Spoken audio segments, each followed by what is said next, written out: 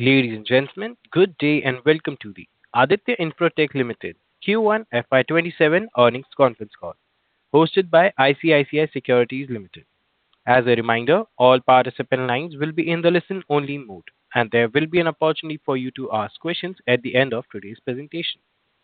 Should you need assistance during this conference call, please signal an operator by pressing star then zero on your touchtone phone. Please note that this conference is being recorded. I would now like to hand the conference over to Mr. Aniruddha Joshi from ICICI Securities Limited. Thank you, and over to you, sir. Yeah, thanks, Manav. On behalf of ICICI Securities, we welcome you all to Q1 FY27 results conference call of Aditya Infotech Limited. We have with us today senior management represented by Mr. Aditya Khemka, Managing Director, Mr. Anup Nair, Director, Strategy and Business Development, Mr. Yogesh Sharma, Chief Financial Officer, and Ms. Deepika Dubey, Head of Investor Relations. Now I hand over the call to the management for initial comments on the quarterly performance, and then we will open the floor for question and answer session. Thanks, and over to you, Aditya, sir. Thank you, Anirudh, and good afternoon, everyone. Thank you for joining with us today. I'm pleased to welcome all our shareholders, investors, analysts, business partners, and stakeholders to discuss Aditya Infotech Limited's performance for the first quarter of FY 2027. This quarter reflects the strength of our business model, disciplined execution, and our continued focus on innovation, market expansion, and operational excellence. I'm pleased to share that we have commenced FY 2027 on a strong note and remain confident in our growth trajectory for the year ahead. Let me begin with our financial performance. I'm pleased to share that the Q1 FY 2027 revenue stood at 1,402 crores, which is up 89.5% year-on-year, driven by strong traction by CP Plus brand in the overall AIL revenue. IP products made up 79% of CP Plus portfolio. Our gross margin stood at 30.8%, up 8 basis points year-on-year, with CP Plus contribution rising to 87% of our revenue. Margins moderated slightly from Q4 due to the exhaustion of lower cost inventory. EBITDA stood at rupees 208 crores, up 220% year-on-year, with margins improving by 604 basis points to 14.8%, supported by a favorable product and brand mix, as well as better operational efficiencies. Adjusted PAT stood at 142.2 crores, up 332.5% year-on-year, attributed to lowering of finance costs by 59% year-on-year and better cost efficiencies.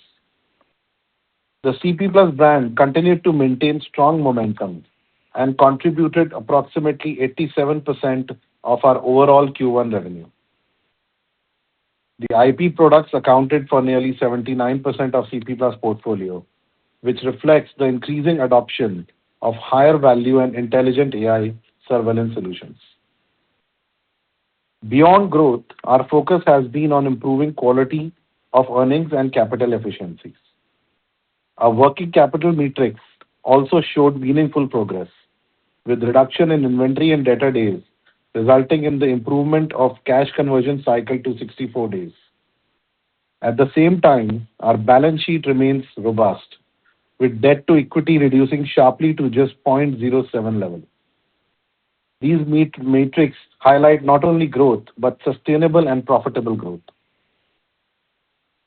This year marks as an important milestone for Aditya Infotech. On August 5, 2025, Aditya Infotech Limited officially debuted on the stock market under its flagship security brand CP Plus, with an oversubscribed IPO that listed at a significant premium. On the back of an exceptional year of business and margin growth, Aditya Infotech valuation has grown over 5 times to touch nearly almost 45,000 crores. We would really like to thank all investors and shareholders for their confidence and trust in our journey. Our major step in our growth journey has been the inauguration of our new corporate office and R&D center on 2nd August 2026. This facility combines a modern workplace and experience center as well as highly advanced innovation and testing laboratories.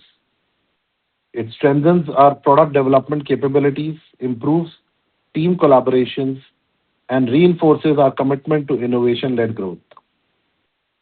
We currently have three operational R&D centers now, including Noida, Ahmedabad, and Taiwan, and we will shortly be opening a new one in Bengaluru. Our market share stood at 43.3% in the Indian video surveillance industry in FY 2026, as per the Frost & Sullivan report. We are pleased to see strong gains in our market share, with our position effectively doubling over the period shown. This reflects the growing acceptance of our products, wider channel penetration, as well as our ability to address evolving customer requirements across all major vertical segments. Manufacturing remains a key strategic pillar. Our housing and enclosure expansion is progressing as planned and is expected to become operational by Q3 of this financial year.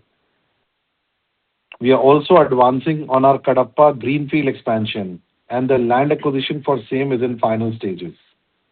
The Kadapa facility currently supports a capacity of approximately 2.5 million units per month, providing a strong foundation for future growth.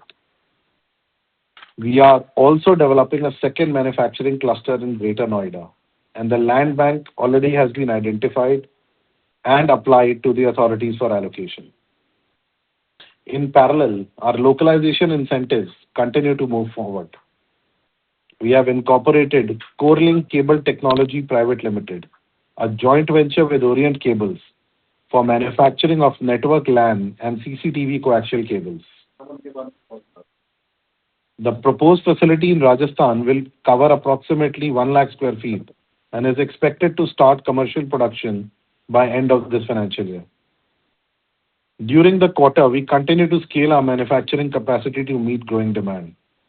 This month, we are adding 3 more FA lines and 1 MI line, and with this addition, we have a total of 42 FA lines, 4 MI, and 12 SMT lines by the end of August. Innovation remains central to our future growth. We are actively exploring to expand into new categories, including machine vision cameras, drone camera modules, industrial autonomous mobile robots, and home IoT products such as video door phones, door locks, and smart doorbells. We are also broadening our professional portfolio through CP Plus Pro series of high-end AI-powered solutions, global shutter cameras, and explosion-proof products. Several of these offerings are currently under final stage of development and targeted to launch by the Q4 of this year. We are also accelerating the rollout of NexiView brand and expanding the product portfolio further under the second brand in the coming months. This enables us to serve a wider range of customers and increase channel partner coverages. A key strategic initiative is our enhanced focus on enterprise, government, and AI-driven opportunities. We are moving towards a top-down demand generation model. This involves identifying target accounts, engaging customers directly, securing empanelment at the design stage, and fulfilling projects through a strong system integrator and channel ecosystem. This approach enables us to influence demand and specification at an earlier stage, improve specification wins, and advance our position with the value chain. Dedicated teams in demand generation, pre-sales, business development, and vertical solutions are helping us deepen customer engagement and strengthen our position in larger, higher value projects. Artificial intelligence represents one of the most significant growth opportunities ahead. We are progressing through multiple stages across government, enterprise, small and medium-sized businesses, as well as strategic market segments. These stages range from proof of concept and commercialization to development and evaluation. Our objective is to build scalable AI-powered solutions that leverage our existing market presence while opening entirely new avenues of growth. As we continue to scale, building leadership depth remains a priority. Over the last year, we have strengthened our leadership teams through key appointments, including the head of credit and general counsel. Our CHRO will join shortly, and recruitment for the head of merger and acquisition is progressing.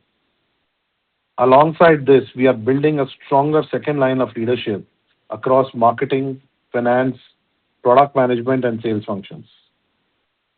These initiatives will ensure leadership continuity, accelerate execution, and support sustainable long-term growth. We also remain focused on strengthening supply chain resilience and procurement flexibility. Our engagement with a diversified base of SoC, memory, flash, and sensor suppliers has helped reduce concentration risks and enhance our ability to navigate periodic disruptions across the global component ecosystem. We continue to follow a multi-sourcing strategy to manage these risks and ensure greater supply chain resilience. To conclude, Q1 FY27 represents a strong start to the year. We have delivered exceptional growth, expanded profitability, strengthened our balance sheet, advanced our manufacturing strategy, accelerated innovation, and laid the foundation for future opportunities in enterprise solutions and AI.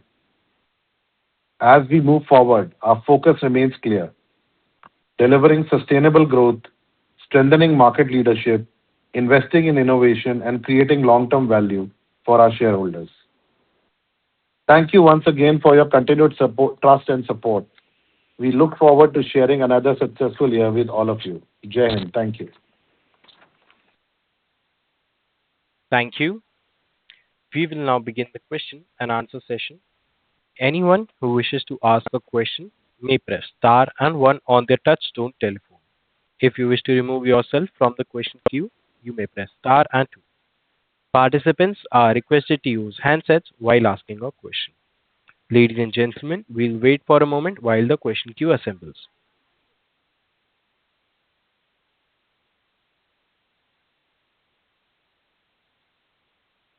A reminder to all participants, if you wish to ask any question, you may press star and one. We have our next question. First question from the line of Dhruv Jain from Ambit Institutional Equities. Please go ahead. Hi, team. Thanks a lot for the opportunity. A couple of questions. So first question is on, what's the kind of price hikes that you have taken in this quarter? And I think Aditya sir alluded to the fact that, the low-cost inventory is over. So just wanted to understand if there is now a gap between the prices that you're seeing and what is the kind of price hike that you're taking? What extent, rather? That's my first question. So, we are, trying to not pass the whole price hike at one go in the market because the cost hike in DDR and SoC has been phenomenal across all product categories and not only CCTV. I think we have so far played it well, and it is showing in our numbers also. And we're doing it on a monthly scale or a 2-month scale, or some products in a quarterly scale. So product to product, it varies. It has varied from between 10 to 20% so far. And as we move forward in the Q3 and Q4, we are watching carefully with respect to the cost escalations and then passing in a gradual manner to the customers. So we don't pass inflationary shock to the consumers, which might infect some consumption temporarily. So far, we have not seen any consumption effect in a major way. And we hope that we are able to mitigate the inflationary pressures in the coming future. Okay. So my second question is on backward integration. So, with two of your key backward integration projects coming through in this year, what's the ideal margin improvement that one should expect in possibly FY28? And in connection to that, what are the other BOM cost components that you think you'll be able to do it in-house, so this margin improvement trajectory then continues? So, Dhruv, we are doing several activities on backward integration, be it housing enclosures, cable connectors, lenses, and in the future, we'll also plan bare PCBs locally with third-party partner supply chains. I think all of these will have certain basis points additions, and we are working, and we've also worked on certain numbers, what it can add. It'll be early to make a comment on how much it will be, but in each of these categories, we will have some, strengths being built within the organization with the scale of manufacturing and the scale of localization. So, I would probably not be able to comment exactly what percentage of margin improvement will happen, but yeah, there will be a couple of basis points in the coming future as we scale up each aspect of the localization. And which products you mentioned bare PCB, but any other, a couple of other products that you think in the next phase of backward integration that you look to do? See, all I can say is whatever is possible in India, we are as a company trying to do that. So what is today not possible and it's not a core to our business, we are not doing. So something like a semiconductors or passive electronic product components, we are still not entering into localization because it's largely dependent on KGD, fab, and other things. But everything else, we are step by step moving towards that. Then as we progress towards the end of this financial year, all of this will be kicked off in high scale. So we are already doing it through third parties, some here and there, trials and other things, but high scale, scaled manufacturing in-house will kick off in Q3, Q4 of this year. Got it, sir. And is one question, if I may. So, you spoke about entering new product categories and expanding your target market. If you could just speak a little bit about that in terms of, individual product categories, what's the kind of addressable market that you're trying to cater to? Any other details would be very helpful. Thanks a lot. Yeah, sure. So we are doing a couple of things in different segments of the market. On the enterprise government segment, we're creating a series of products which we will call CP Plus Pro series. Now, these are products developed by our Taiwan R&D center, and these are on the highest end category of SoC components, stuff like that. So this you can, compete with the highest category of global brands, and the features are like really top notch. So this will largely address to the high-end government, high-end enterprise demand, which was a little bit of a vacuum that the last leg was missing, and we are plugging that. And this will also challenge a lot of global brands because their costs are much higher, and CP Plus will offer a much better value proposition to our customers with such high specs. That's one. Second, on the home and IoT space, we are expanding more categories for smart home and secure home. On access to the home, like door phones, doorbells, stuff like that is what we are expanding. Door locks, maybe. These three categories we are expanding. And third, we are looking at more futuristic industrial automation, like industrial robots, ADRs, those kind of products. Machine vision cameras, which are very high speed, high precision cameras on manufacturing lines. And also drone gimbal cameras, which we have already started studying, and soon, we hope to bring that in order in the coming year. So right now, the drone gimbal cameras is not being manufactured much in India, to best of our knowledge. And I think we are, as a company, best positioned to do the cameras for the drones. So these are the new categories and initiatives under exploration. And all of them are at different stage of, go-to-market strategy. Thank you so much. Thank you. Thank you. We have our next question from the line of Naushad Chaudhary from Aditya Birla Sun Life Insurance. Please go ahead. Hi, thank you for the opportunity. Congrats on a good set of numbers. Follow up on Dhruv's question, the new initiatives which you are taking for new categories, can you give Sorry, us Naushad, I could not understand. If you can repeat, please. Is it better now, sir? Yeah, much better, Naushad. Yeah. So on the new category initiatives, uh, what kind of TAM could expand for us once we roll out all these categories? So, Naushad, everything is, all like we're working on three or four different ones. Every will have your category will have a different possible TAM. Uh, so the Pro series, of course, has a large, decent TAM, which is being catered by global brands right now, and we wish to enter and capture a size in that segment, which is largely the percentage of market catered by the global brands. The home IoT is a new market development. Doorbells, door locks, these are things which eventually we believe should be part of every home, but it's a market to develop, and of course, potentially in the next several years could be a great TAM. And the industrial automation and all we are exploring right now, and the drone gimbal cameras, we are working in developing the market study reports and all, and also the product development and supply chain on those categories. But there is work already begun and taking good progress. So would it be fair to assume it could add additional at least 5-10,000 crore rupees of opportunity?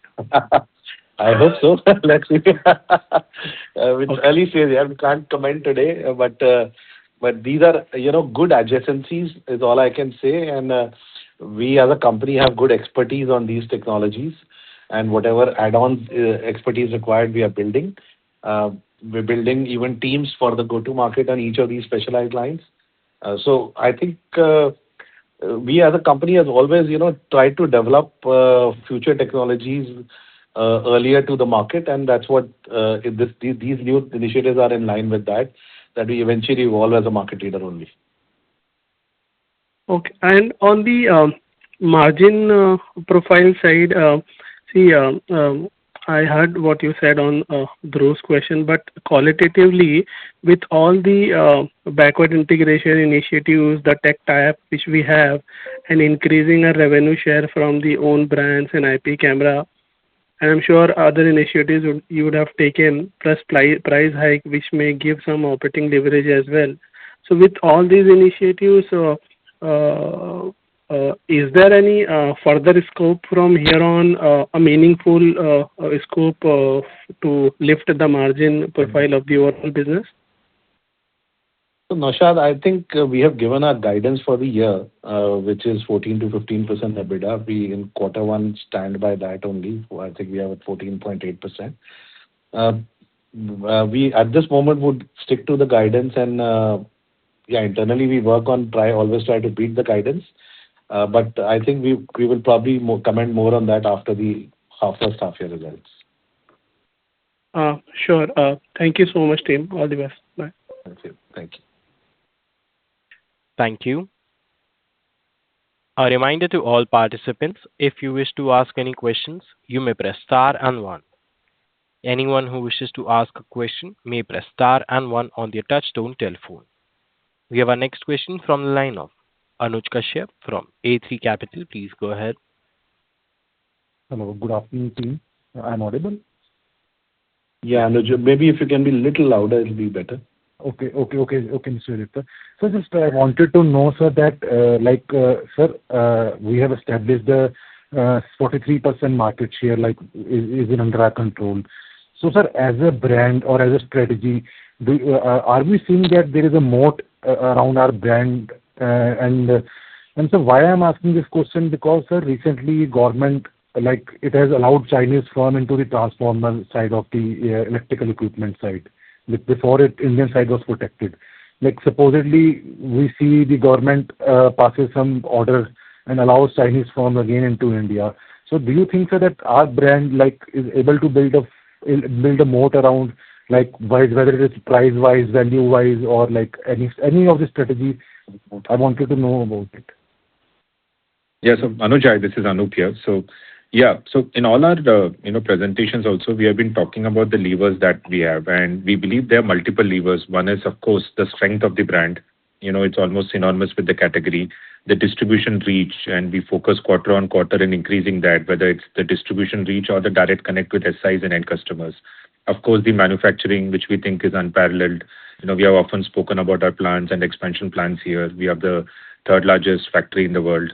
The R&D, which is also evolving into a great strength for us, which is also allowing us to broad base our sourcing, and the manpower and the management depth that we spoke about. So all these are modes which are playing itself out. And uh, even now, if you look at the STQC that you're talking about, there are almost 40 plus brands which we think have got empaneled. So it's not as if there is no competition. There is competition, but we are sticking to our execution plans and the market shares across categories. We map it, and we are comfortable with where we are placed right now. And with regards to the other things you said, see, CCTV is a priority sector for the government, and we do not see any deviation from policy from the government side at the moment. Thank you, sir, for the detailed answer, and sir, best of luck for the future endeavors. Thank you. Thank you. Thank you. Thank you. A reminder to all participants, if you wish to ask any questions, you may press star and one. Next question is from the line of Mudit Bhandari from IIFL Capital. Please go ahead. Hi, sir. Thank you for the question. Regarding our joint venture for cable manufacturing, so how much would be the cable, let's say, as a percentage of raw material or sales when we give guidance of revenue of 60 to 65 billion for FY27? Yeah. I would. There's two part of that cable strategy. We spoke about that the JV will manufacture, of course, CCTV cables and networking cables, and also then we spoke about component of the camera, which is the harness cables and all. So the first two that we spoke about is sold in CP Plus brand more as a attached business to the BOM. So it doesn't go within the BOM. So that's the first priority for the JV. That we would say is less than 5% of the overall business. And at the second stage, yes, the JV will get into, helping us localize in terms of the CCTV, the cable cameras and the harness cables. But the amount of optimization and the backward integration that can happen is minimal. It's in some percentage points. I think we can speak of that in the future calls. I think it will be single digits. Got it, sir. Just to clarify, 5% of business means 5% of revenue, right? Of CP Plus's revenue as the cables business. That is the accessories attached business that goes along with the CP Plus brand. And that would be how much of 60 to 65 billion? Currently what we spoke, we are saying that CP Plus is almost 87% of the overall company. So you can do your max. Okay. Got it, sir. Thank you so much. Thank you. A reminder to all participants, if you wish to ask any questions, you may press star and one. We have our next question from the line of Shubham Thorat from Perpetual Capital Advisors. Please go ahead. Yeah, thank you for the opportunity. Am I audible? No, I think you're. No, Shubham. You need to speak with your handset. AUM funded.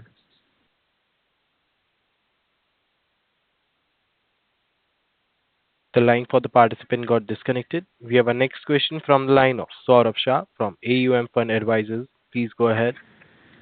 Hi, sir. Thank you for a great set of numbers. My question was, from a sourcing side, how much of your BOM is imported equipment, in terms of the chips and all that, and from which countries, if you could please clarify? So, Saurabh, right? Yes. Yeah, Saurabh. Hi, Aditya here. So, Saurabh, BOM-wise, if you look at the critical parts, which are the semiconductor-based solutions, are all largely from Taiwan, because most of the fabs are from Taiwan. These are companies which are Japanese, Korean, American, or Taiwanese. And as per the Indian law, it's now you are not allowed to use anything on semiconductor from Chinese. So all our supply chain is from Taiwan, and that's almost 35% of the BOM. Another 15-20% is passive electronics. Now those come from both Taiwan and China. The other parts, which are housing enclosures, cable connectors, and soon we are already doing trials for lenses, and few other categories. Now that will be localized. So I would say a 55-60% import solution and a 40% domestic is something we are eyeing probably once all these localization initiatives kick off in the next 2 quarters. Thanks. Over a period of the next 2-3 years, do you expect that to change? Especially as you said, you're looking at newer areas. Yes. I how think is it after, playing out? like I said, everything what is possible, AIL and CP Plus is moving in that direction or already doing it in India. Now, in the next few years, there is a lot of talk of fabs coming in. If fabs come in, semiconductor can be sourced locally because, like even us, we are also working with India design companies together to develop India-based chips also. So if fabs come up, it all depends on that. And the scale comes up, we can localize. If the bare PCB scale, which a lot of companies are making, come up, we can localize. So those are the two initiatives we feel can be done. Lenses is one we are taking the initiative as a company to build a completely backward integration plant. Right now, we are setting up a trial as an automatic line to produce few lakhs, but we are working parallelly on a fully automated plant. If that works out, then that could be localized. So these are future possibilities, but early stage to make comment that will it be done or not. Sure. Last question from my side. Going forward, how do you see apart from the sourcing issues, but the currency exposure, how are you currently managing and, any changes to that do you anticipate making? Because you obviously in the last couple of quarters. As a company, we follow a practice of hedging our bets on the forex exposure. We've been doing that for maybe more than 5-7 years, or I don't remember how many years already. So currency, of course, affects the costing, but we are, as a company, hedging it on a weekly basis. So every week we hedge the currency and we build it as part of our costs. So can we just explain that a little bit more? Because see, you have inventories, which obviously help if the currency is appreciated for your competitors. But if you have committed sales values and you have to import some parts, then do you get caught on the wrong foot? And you just explain what is the value you hedge, for example, and how do you kind of lock in sales to effect that? So, Saurabh, we have a complete detailed policy on our hedging where, it is reviewed by the board and it's adjusted. So, like Aditya was just mentioning, we have not gone below 85% of our complete, receivables at creditors at any point in time. So, according to the trends and what we see, it keeps getting adjusted between 85 to 100%. And any particular quarter, that's a policy. At currently, we would be at 90% plus levels of forex covers. So in a way, that insulates us from any volatility in the forex market. I hope that answers your question. It's like what he meant is so what happens is every week shipment, we try to block it in the coming weeks. So we try to keep that hedge of 85 to 90%. Okay. Good to hear. Thanks. Thank you. A reminder to all participants, if you wish to ask any questions, you may press star and one. We have our next question from the line of Sargam Garg from ICICI Bank. Please go ahead. Hi, sir. Thank you for giving me the opportunity. So, sir, a couple of questions I have. One is, sir, since April 26, the government has banned the Chinese products in the components. So just want to know the impact on the company because of such banning.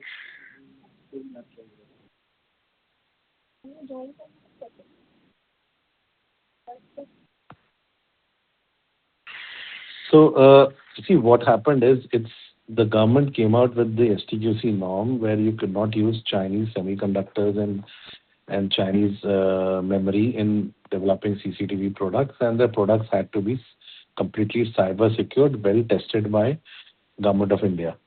This norm actually came out on 9th April 2025, not 2026. In March 2026, what they came is that they had allowed the old inventory to get cleared. So after 1st April 2026, the old inventory, even if you have, you are not allowed to sell. So they gave good 10-11 months to clear the inventory. But the stoppage of selling Chinese component-based products on the semiconductor side happened in 2025. So it's almost now 1.5 years of the transition. And the market has, of course, pumped a lot of old inventory in the beginning of 2025-26, which is all exhausted. And now I think, as Anup also mentioned, there are almost 40 plus brands in the market who are certified and selling certified ER products. the supply chain side and the cost escalation sides, there are challenges which I think a large organization with the ability to secure semiconductors like us is in a better position to mitigate, and some smaller players are grappling through those challenges. That is what is happening in the market. We as a company are constantly focusing to continue to grow our market share, which we are showing in every quarter results that we are delivering. We are strong and confident to do that in the coming quarters also. Okay. Thank you, sir. Another question is, sir, is there any impact of the Middle East crisis on the raw material procurement or any supply chain? No, we don't have any impact on the Middle East crisis, thankfully, on the supply chain. At this moment, we have not faced any such issue, barring some impact on the Forex, which we co-hedged. Freight and logistics. Okay. Thank you, sir. The last question from my side is, I just want to know about the sustainability of margins, because now, since, as you mentioned, that the low-cost inventory has been exhausted as of now. Shravan, we have already answered this question, that we stick to what we have guided for the year, and the price rise that's happened on the supply side, it's a pass-through, but there might be a time delay because we are gradually passing it to the market. We stick to whatever we are guided for the year, and internally we'll try to overachieve that. Thank you so much, sir. Thanks a lot. Thank you. We have our next question from the line of Shubham Thorat from Perpetual Capital Advisors. Please go ahead. Hi. Am I audible now? Yes. Yes. Okay. Thank you for the opportunity, sir. My first question is, I just wanted to know what is our current capacity and what kind of capacity utilization are we doing? Yeah. Shubham, our current capacity is at about 2.5 million units per month, and currently our capacity utilization should be at between 85%-90%. Month-on-month, it slightly varies based on the supply chain and all, but it's currently at about 85%-90% utilization. Got it. Since the utilization is at higher end, we are planning for the CapEx, I understand. Do you have any timeline around the CapEx, when we will be ready with the newer capacity, and what capacity are we trying to add? Yeah. We have broadly spoken about almost doubling this capacity in the next 3 years. We are doing a intermediary land expansion we have acquired in Kadapa. That will be where the first expansion happens. Then we are looking at a land bank in Greater Noida, which will be our second manufacturing cluster. There will be a gradual workup in capacity that you will see quarter-on-quarter. Okay. I understand, sir, that you mentioned we are passing on the price increases gradually. Just wanted to understand how much average price increase that we have already taken, and how much more we will need to take in order to pass on the whole price increase. Shubham, again, we answered this question. We have been taking it month-on-month. It's different across categories, but on an average, I think by the end of this H1, we would have taken almost a 15%-20% price increase, and then we'll keep reviewing it month-on-month and quarter-on-quarter. For the whole year, we had almost guided that it might be around 25% price increase. We keep monitoring it quarter-on-quarter. Okay. The last question from my side is, I understand that we are entering into some new products category. Any broad timeline around when we will be launching these products category-wise? We had discussed about different set of categories. One on the enterprise side, where we spoke about CP PLUS Pro, which is coming out of our Taiwan R&D and other sources. That is the most closest timeline, which should be live by the end of Q3 and the beginning of Q4. The similar kind of timelines are for the home IoT category that we spoke. The third category in terms of the AGVs, the home robots, industrial robots, and the cameras for the drones, that is more at an exploratory and study stage. We will come back to you when we can sort of commercialize that. Okay. Just one final question. How much is our R&D cost as a percentage of revenue currently? So Shubham, currently, R&D is something which we are heavily investing into, and we do not budget for that as percentage of revenue. It's more at the moment, it's a mode for us, and it's a strategic initiative. So we are expanding. So we do not look at this as a percentage of revenue. Currently, whatever is needed as investments on that side, we are going ahead with the same. Okay. Understood. Thank you so much, sir. That's it from my side. Thank you. Thank you. We have our next question from the line of Udit Gajiwala from Motilal Oswal. Please go ahead. Yeah. Hi, team. Good afternoon. And firstly, congratulations on another great set of numbers. So one Hi, you Udit. mentioned about, hi, sir. So you mentioned about this enterprise range of CP Plus, where you mentioned, we are doing it at a global standards. So just wanted to check, domestic, you all are doing, I mean, phenomenal job. How much, this will help us in exploring the export opportunity, and what are the plans there, if any? Yes, so you're right. So this is essentially the portfolio that will go into the export opportunities that we are looking at. Export, like we mentioned, is on our table and it's in our plans, but it's slightly longer term in terms of maybe in the next 18 to 24 months is where you will see in terms of, significant numbers coming in. Currently, with the supply chain constraint and the capacity expansion that are happening, so that's where we are focusing on. And the portfolio by then will get, sort of released in the Indian market and field tested, and then you'll see us focusing on export opportunities. Okay, so that's still on drawing board, but in 18 to 24 months, we may think of making that also as another growth lever for us. Yeah. Yes, Udit. All right. Yeah. Rest have been answered, sir. Thank you so much. All the best. Thank you. We have our next question from the line of Shreyansh Telsera from Equentis Wealth Advisors. Please go ahead.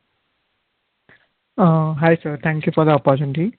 So last time, I think you mentioned there was a lot of issues around chip sourcing side overall as an industry trend. What are we seeing now? What is it? How is it playing out now? Maybe, last time when we spoke, maybe with Anup or somebody else, the situation was that we have chips sourced till March of next year. Maybe if you could indicate how secured are we as of today, that will be helpful. And the second question is on the other expenses side. I think it increased from 950 crores to 1170 odd crores. So anything material to read there, or nothing material as of today? It's a chance, yeah. This is Anup here. So the first question, yes, we had spoken about that as a strategy on the SoC and memory side. We continue to cover for 3 to 4 quarters. So we are continuing as a policy. The supply side constraints still continue. The price hikes are still going on. From the commentary that we are hearing from the global sources, it's expected to continue for some more time. But we are fairly covered in terms of our relationships and our sourcing strategy there. So yeah, I think in terms of how we are managing, I think we are pretty comfortable. Your second question was around? The other expenses side. But just before that, Yeah, so we are just covered Yeah, sorry. till next June, maybe I can assume that? Or So Shreyansh, we are not talking about March or June. We are talking about a sourcing strategy where, we give projections to those vendors and we cover. So cover doesn't mean that, I can tell you it's March or June. It's a strategy. We keep rolling forecasts going with them. So that forecast is for anything for between 3 to 4 quarters. Got it. Nothing material in terms of disruption in terms of sourcing. No. Got it. Yeah. And second question was on the other expenses side. Yeah. So there's nothing, it's more or less in line. So, some of the expenses, there's a seasonality to it. So, for example, if there's a marketing expense, it might not be in line with 20% revenue, which has to happen in the first quarter. There are some IPL and which also maybe a marketing expense would be at maybe 32% of the whole year. So, and some of the, other expenses are in line with the inflationary, like appraisals and multiple things. So there's nothing odd in that. It's all in line. Got it. Fair enough. Thanks for the opportunity. Thank you. All the best. Thank you. Thank you. Ladies and gentlemen, that was the last question of the day, and I now hand the conference over to the management for closing comments. Thank you all for attending this call.